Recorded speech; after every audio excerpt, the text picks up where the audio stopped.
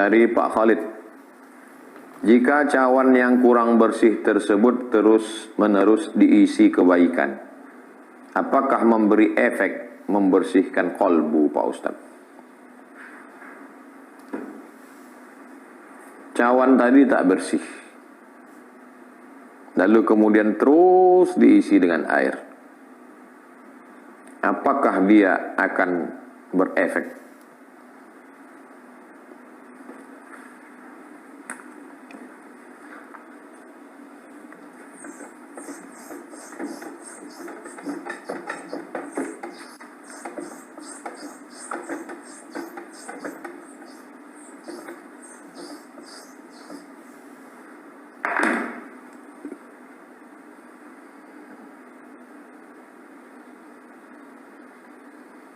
Ini cawan.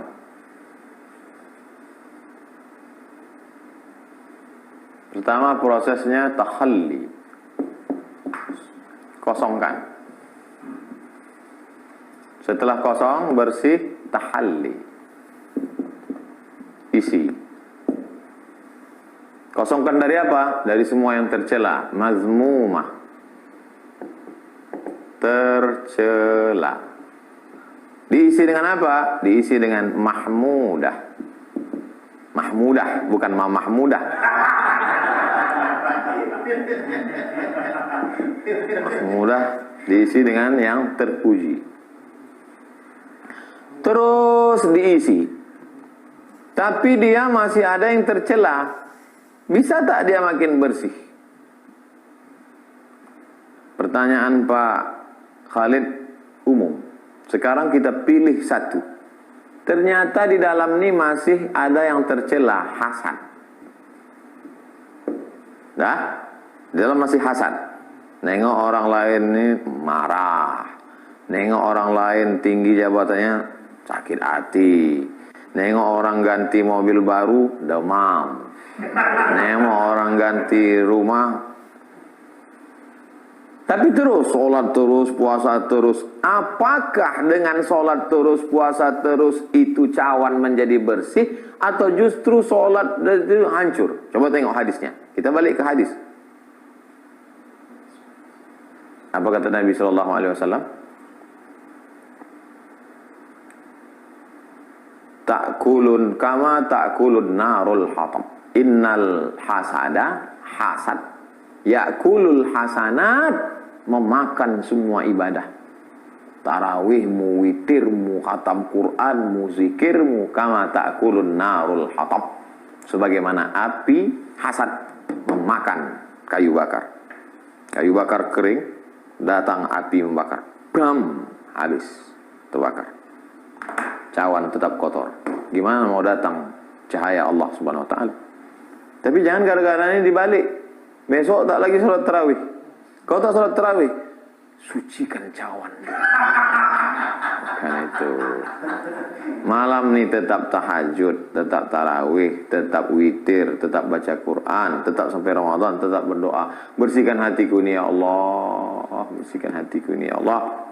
Tetap berusaha menghilangkan semua penyakit-penyakit hati. Lawan hawa nafsu. Pak Abdul Ghaffar, Ustaz bagaimana cara menghilangkan amarah? Saya sudah duduk. Kalau Bapak berdiri, Bapak duduk. Saya sudah duduk, Pak Ustaz. Kalau Bapak sedang duduk, Bapak tidur. Saya pun sudah tidur, Pak Ustaz. Sudah sholat, tapi tak mau juga hilang. Bapak pergi ke rumah sakit jiwa. Kalau di Pekanbaru, dokter di Jalan Ahmad Yani. Dokter Darisman atau dokter yang lain saya tak tahu, minta obat sama dia. Jadi ada itu penyakit tidak sampai depresi, di bawah depresi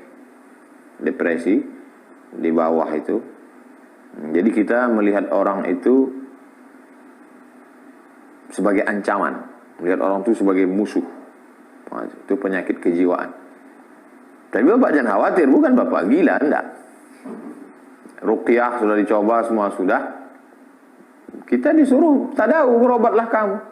Nabi dulu ketika datang orang Arab, mau berobat, ada yang pakai herbal, pakai habas sauda, pakai madu, ada yang pakai ruqyah, pakai doa. Tapi ada juga yang pakai, disuruhnya ke ada di situ alumni dari Jandi Sabur. Jandi Sabur sekolah kedokteran yang ada di Persia. Disuruhnya berobat kau ke sana. Nah, jadi tiga-tiga itu dipakai. Medis, herbal, ruqyah. Bapak udah dicoba. Sunnah sudah, ruqyah sudah, herbal sudah, medis sekarang. Jadi makan obat itu awal-awal 1 hari 3 kali, habis itu nanti udah agak ringan. Dikombinasikan semua cara pengobatan. Begitu juga kalau ada keluarga kita yang sudah lanjut, wow, mengamuk aja, menengok orang ini sebagai ancaman aja. Dia menganggap kesan pertama melihat orang itu sudah ancaman. Begitu, suuzon aja. Diceramahi udah, diruqyah udah, dikasih herbal udah. Berarti ada medis di situ. Dia mesti diobati.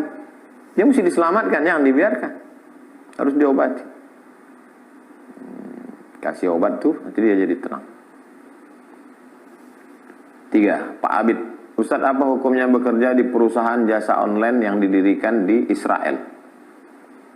Sekian 0, sekian persen hasil duit kerja Bapak itu akan dipakai untuk membeli senjata untuk menembak saudara kita di Palestina. Oh, Ustadz, zaman Nabi Muhammad SAW itu kan Sayyidina Ali bekerja nimba air, ngambil upah di rumah orang Yahudi. Ngambil upah di rumah orang Yahudi. Dilaporkan ke sahabat, dilaporkan ke Nabi, ya Rasulullah, itu sepupumu Ali ngambil upah di rumah orang Yahudi. Kata Nabi, tak apa-apa. Kenapa Ustadz melarang ini? Kenapa? Berarti Ustadz lebih hebat daripada Nabi. Di zaman Nabi SAW murni Yahudi. Sekarang itu adalah Zionis. Yahudi itu apa? Yahudi itu agama. Sekaligus suku. Yang bukan orang Yahudi tidak akan diajak masuk Yahudi. Karena Yahudi itu mesti ayahnya Yahudi, emaknya Yahudi, atau emaknya Yahudi. Kalau ayahnya Yahudi, emaknya tak Yahudi, tak diterima. Sedangkan Zionis adalah orang-orang Yahudi yang ingin mendirikan negara. Mesti bedakan.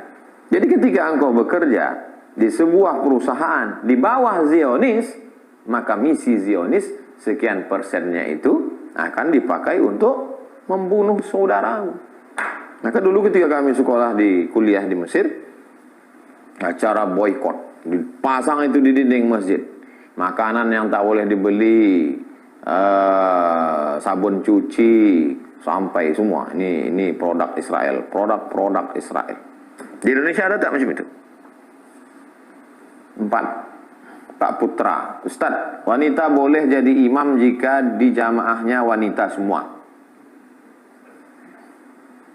Pemimpin, ada yang bilang wanita boleh jadi pemimpin apabila tidak ada laki-laki yang mampu memimpin. Apa beda wanita menjadi pemimpin daerah yang dominan Islam dengan wanita menjadi imam dalam sholat?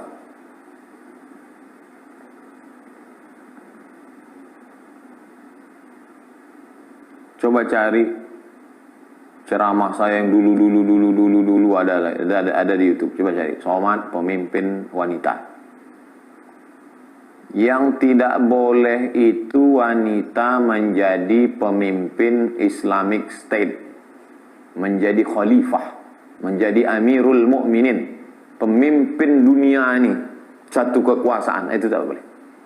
Adapun perempuan menjadi pemimpin, mana dalilnya boleh perempuan itu menjadi pemimpin?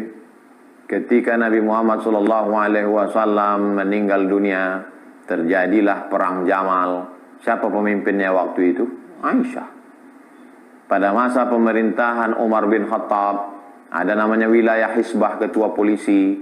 Ketua polisi yang khusus menangani tentang pasar kota Madinah. Nama ketua polisi pasar Madinah itu adalah Ummu Syifa. Ummu Syifa itu perempuan. Itu beberapa dalil, di antara pendapat Syekh Muhammad Al-Ghazali yang membolehkan pemimpin perempuan. Tapi saya khawatir juga ya, nanti cakap saya ini dipotong pas nanti ada pilkada, calon bupati, calon gubernur perempuan, Ustadz Somad membolehkan. Makanya ini. Terakhir Pak Bambang. Ustadz, apa doa agar ibu sadar dari tipu daya dukun? Ibu saya sudah tertipu daya dukun sehingga tidak mendengar nasihat keluarga. Mana buku ruqyah tadi?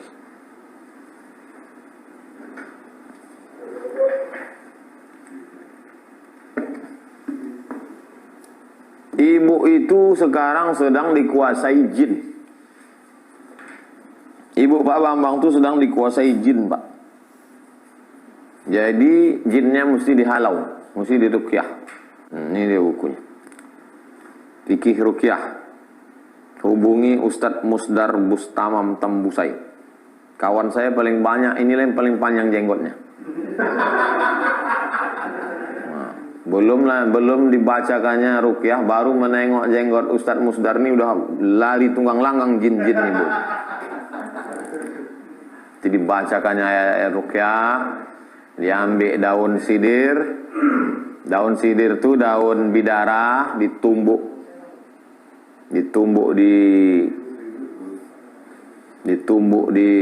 pakai lesung halus, dimandikan, dibacakan ruqyah, diobati dia. Ini saudara-saudara kita yang kena diganggu jin, diganggu dukun, ini harus kita selamatkan. Kalau tidak, dia nanti akan menjadi budak dukun. Dukun itu pula budak setan. Dukun itu budak setan, hamba setan. Dia menjadi hamba dukun. Oleh sebab itu maka mesti diselamatkan dengan ruqyah. Mudah-mudahan selamat.